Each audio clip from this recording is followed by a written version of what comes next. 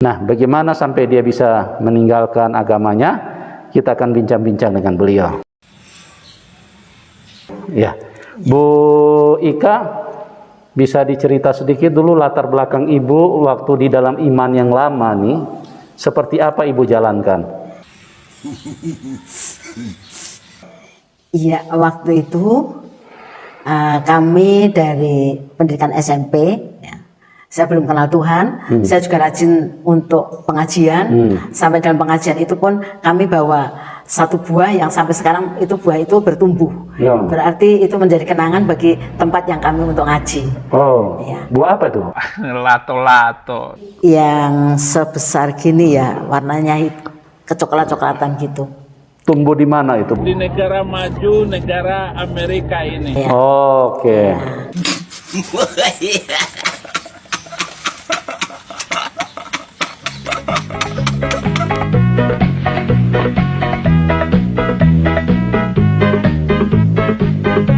Assalamualaikum warahmatullahi wabarakatuh, sahabat semuanya. Jumpa lagi kita ya. Alhamdulillah. Alhamdulillahirabbil alamin. Segala puji bagi Allah, Tuhan semesta alam. Tiada Tuhan selain Allah. Allah lah satu-satunya Tuhan. Tuhan yang tiada duanya, duanya saja tidak ada, apalagi tiga. Lalu bagaimana jadinya kalau Tuhan itu dipaksakan tiga? Ya lato-lato umatnya berwarna coklat, sahabat. Astaga. Dan itu hanya ada di Amerika, kata si Udin. Astaga. Gimana?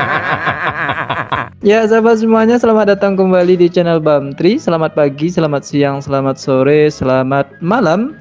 Selamatkan diri Anda dari oten-oten yang lato-latonya berwarna coklat, dan itu hanya di Amerika. Ya sahabat, kali ini kita akan kembali dihibur oleh tiga orang lah ya. Yang pertama Sinco Papin Copi, yang kedua si Udin Birahim lato-lato tak berfungsi, yang ketiga narakoplaknya Sinco Papin Copi ya. 3 orang. Makanya sebelum saya meracik video oten-oten ini, saya mau menyampaikan kepada Anda semua, ketika Anda berjumpa dengan para oten ini, Anda jangan emosi duluan ya. Jangan marah duluan kepada mereka, karena yakin dan percayalah para oten ini akan memberikan suguhan penghiburan kepada Anda semua, kepada kita. Maka jangan marahi mereka ya. Kita cukup dengarkan, tonton mereka, lalu tertawalah sebelum tertawa itu dibayar ya sahabat. Nah, jadi mereka para oten yang suka menghina, menghujat Islam ini ya sahabat, dan suka berkesaksian bohong itu kita jadikan mainan saja di channel ini sahabat ya, untuk meningkatkan imun kebahagiaan kita. Ya, misalnya pada video kali ini saya coba gabungkan 3 orang oten ini. Yang pertama Sinco Papin Copi bersama narakoplaknya, dan yang ketiga adalah si Udin Birahi, lato-lato tak berfungsi, ulung tak bisa berdiri, ditinggal istri Mama Rika. Jadi kalau mereka ini digabung bertiga, maka mereka akan berubah menjadi Sule sahabat. Bukan Sule, tapi Andre. Astaga. Gimana? Ya, itu saking lucunya mereka sahabat. Ya, tidak percaya, berikut videonya. Nah, setelah saya selesai dari SMP, saya masuk ke SMA, dan ternyata keluarga saya ini keluarga yang bapak ini bisnis, dan dia berhubungan dengan seorang militer, terkena oleh hutang piutang. Akhirnya Siapa, sorry, yang terkena hutang piutang siapa? Bapak? bapak, Orang tua Ibu? iya orang tua saya. Nah, ini di awal video saja Sinco Papin Copi ini udah nggak sabaran untuk menunjukkan kekoplakannya sahabat. Kan tadi ibu ini bilang bahwa bapaknya terkena utang piutang. Bapaknya katanya ya. Baru saja dia ngomong gitu, Sinco Papin Copi langsung motong, bertanya, siapa yang kena utang piutang? Bapaknya Oon. Baru saja dia ngomong ya, langsung dipotong. Kan jelas sekali Sinco Papin Copi itu nggak di situ, badannya saja di situ, tapi pikirannya di uang. Udah masuk belum ya ke rekening gua katanya. Astaga. Aduh, encop. Ya, tapi nggak heran juga karena judulnya saja udah koplak sahabat. Berikut judul yang mereka buat ya.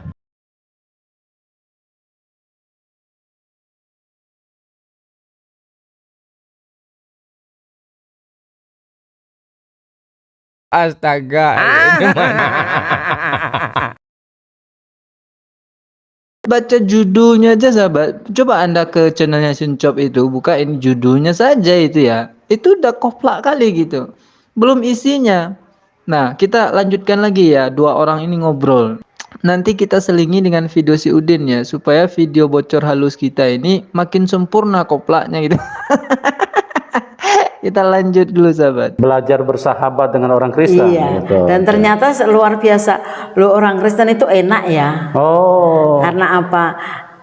Hari Minggu sekali, hanya sekali dia beribadah, dan ternyata di situ surga disediakan untuk mereka. Oh gitu. Jadi, dan ternyata kok adanya hanya nyanyi-nyanyi saja. Nah, sebetulnya di detik ini kita sudah dapat poinnya ya sahabat. Sudah dapat poinnya.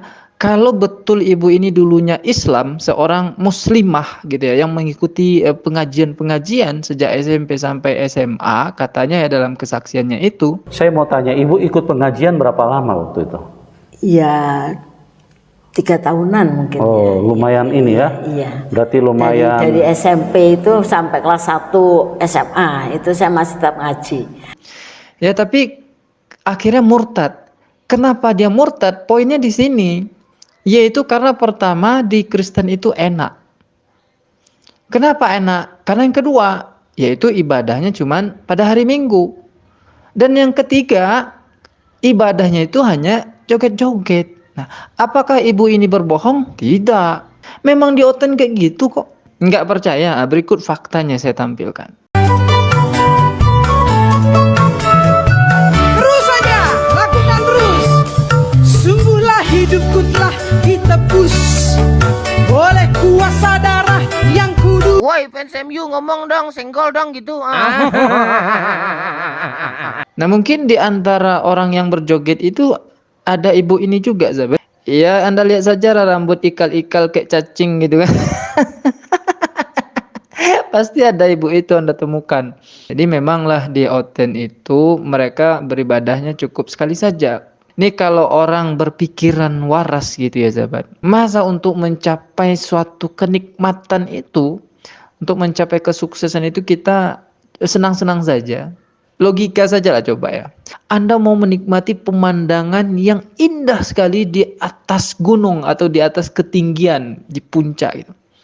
Lalu apakah Anda bisa melangkah 1 kali saja lalu sampai di puncak? Kan nggak mungkin. Atau Anda mau daki gunung, mau menikmati ketinggian di puncak sana, tapi Anda bilang ke temannya gini, bro, saya mau menikmati ketinggian di puncak gunung. Mau ndak Anda mendaki gunung itu?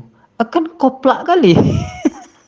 Dia mau menikmati keindahan di puncak gunung, tapi orang lain yang disuruh mendaki pergi ke puncak gunung itu gitu. Ini logika yang sederhana sekali ya sahabat. Ya silakanlah Anda analogikan yang lain ya. Kira-kira apa yang membuat ibu bisa sangat bersyukur, bisa mengenal dan percaya kepada Tuhan Yesus? Apa yang Tuhan Yesus janjikan kepada ibu yang ibu pahami, yang membuat ibu begitu luar biasa di dalam Tuhan? Ya, ternyata dalam pengalaman-pengalaman yang kadang-kala pahit, yang apa itu secara manusia kami tidak mungkin, kami tidak mampu, tapi ternyata di situ Tuhan memberikan kesanggupan bagi saya. Di tengah-tengah kesulitan, justru kami boleh berkata Tuhan yang luar biasa, Tuhan campur tangan, Tuhan menyelesaikan masalah kami. Satu contoh ya, dalam pelayanan kami dalam tahun sekitar 80-81 kami juga mendapatkan satu pergumulan yang begitu berat. Terus akhirnya dari pergumulan kami, maaf waktu itu hamba Tuhan, tapi hamba Tuhan di pedesaan, maaf kami berani utang.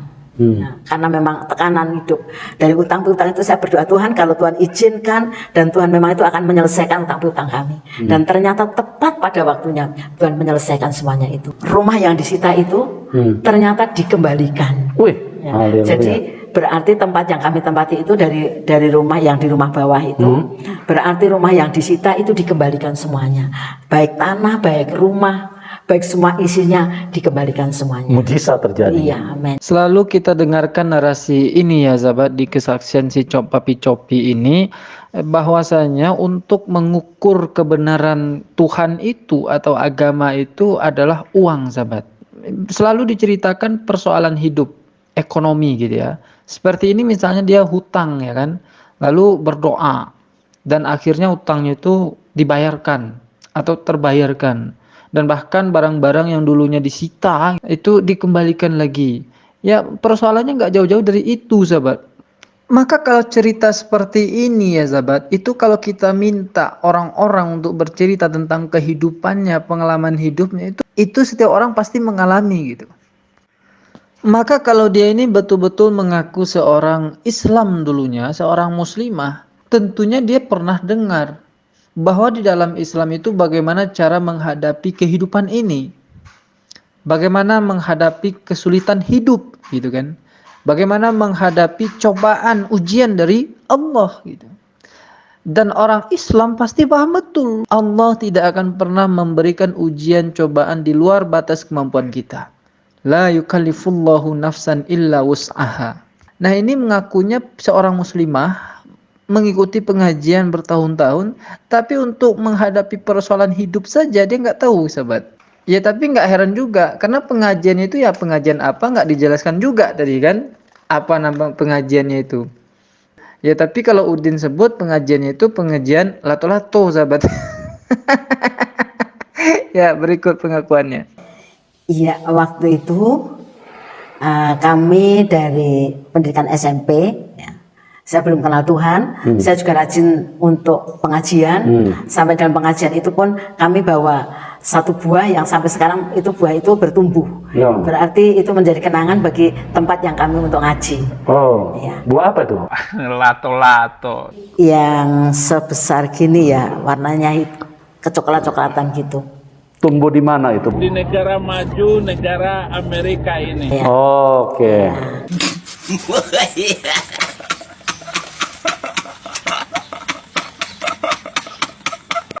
Nah, itu nama pengajiannya ya, pengajian buah lato-lato berwarna coklat, dan itu hanya ada di Amerika, kata si Udin ya. Makanya otaknya jadi oleng begini, sahabat, ya kan, karena dibenturkan terus lato-latonya itu. Oke lah sahabat semuanya, demikian saja video lato-lato Oten ini. Sampai jumpa di video lato-lato Oten berikutnya. Assalamualaikum warahmatullahi wabarakatuh.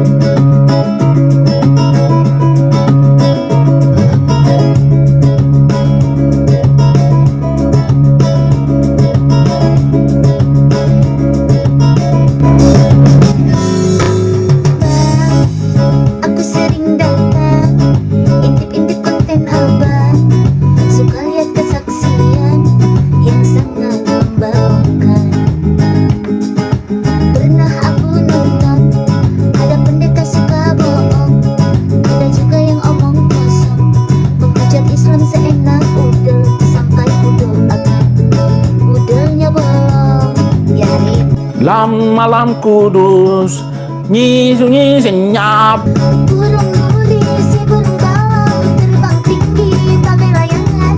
Abang Bantri emang rupawan, karena itu banyak banget yang sayang.